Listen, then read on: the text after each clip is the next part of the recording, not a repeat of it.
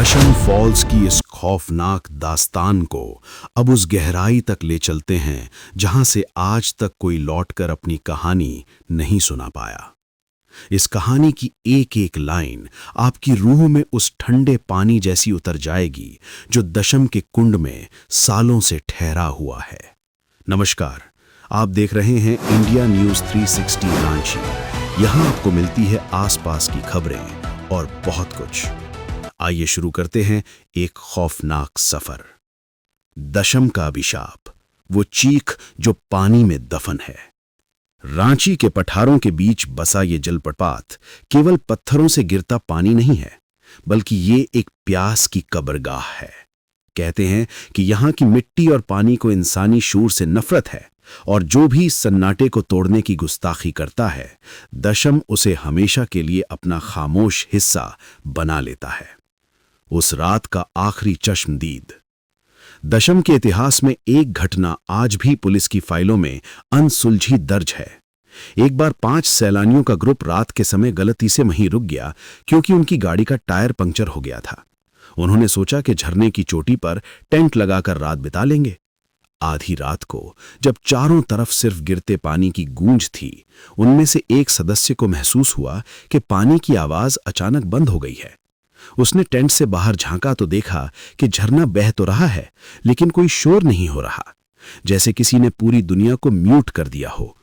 फिर उसने देखा कि झरने के बीचों बीच पानी की धार के अंदर से हजारों सफेद हाथ बाहर निकल रहे थे, जो हवा में कुछ ढूंढ रहे थे।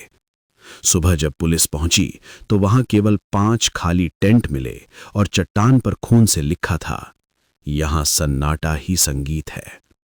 मौत का सम्मोहन, वो गूंजती पुकार। दशम की सबसे डरावनी बात यह है कि यहां मौत आने से पहले अपना संदेश भेजती है। कई जीवित बचे लोगों ने, जो गिरने से बाल बाल बचे, बताया कि जब वो किनारे पर खड़े थे तो उन्हें अपनी मां, बहन या किसी बेहद करीबी इंसान की आवाज सुनाई दी, जो ठीक झरने के नीचे से उन्हें पुकार रही थी। वो आवाज इतनी असली थी कि दिमाग सोचने समझने की शक्ति खो देता है। वैज्ञानिक इसे इंफ्रासाउंड का प्रभाव कह सकते हैं, लेकिन स्थानीय पुजारी कहते हैं कि ये माया है। वो रूह आपका सबसे प्रिय चेहरा बनकर सामने आती है, ताकि आप खुद अपनी मर्जी से उस मौत की खाई में कदम रख दें। गोताखोर का वो खौफनाक सच। दशम में डूबे लोगों को निकालने वाले एक बूढ़े गोताखोर ने मरने से पहले एक ऐसी बात बताई जिसे सुनकर आज भी लोगों की नींद उड़ जाती है।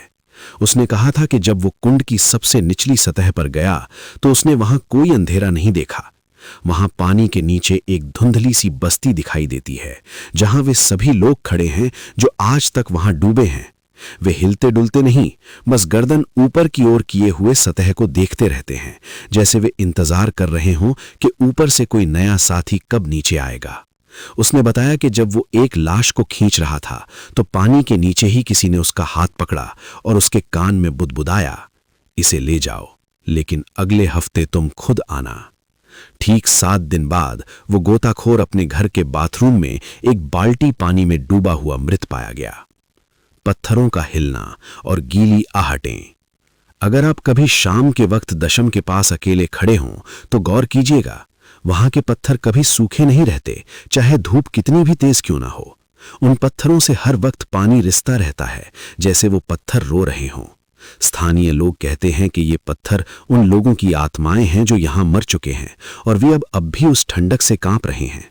जब हवा चलती है तो उन पत्थरों के बीच से ऐसी आवाज आती है जैसे कोई गीले कपड़े पहनकर आपके पीछे पीछे चल रहा हो। आप मुड़ेंगे तो आपको कोई नहीं दिखेगा, लेकिन आपके जूतों के ठीक बगल में पानी का एक ताजा पैर का निशान उभरा हुआ होगा। पूर्णिमा का खूनी अनुष्ठान। कहते हैं कि साल की सबसे बड़ी पूर्णिमा को दशम का झरना उल्टा बहने लगता है। उस रात पानी नीचे गिरने के बजाय ऊपर की ओर उठता महसूस होता है। उस रात झरने के आसपास की परिधि में रहने वाले जानवर भी चुप हो जाते हैं। अगर उस रात कोई गलती से भी झरने की तरफ देख ले तो उसकी आंखों की रोशनी हमेशा के लिए चली जाती है, क्योंकि इंसानी आंखें उस दृश्य को बर्दाश्त नहीं कर सकती जो रूहें वहां रचती हैं। वे आत्माएं पानी की बूंदों के साथ मिलकर नाचती हैं और उनकी चीखें उस रात रांची शहर तक सुनाई देती हैं, जिसे लोग अक्सर पहाड़ों की हवा समझकर अनदेखा कर देते हैं। चेतावनी।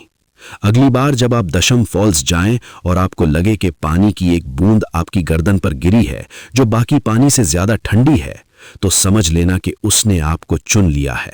वहां के पत्थर आपसे बात करना चाहते हैं, लेकिन क्या आप उनकी भाषा सुनने के लिए तैयार हैं? दशम इंतजार कर रहा है, अगले शिकार का नहीं, बल्कि एक और अनंत साथी का।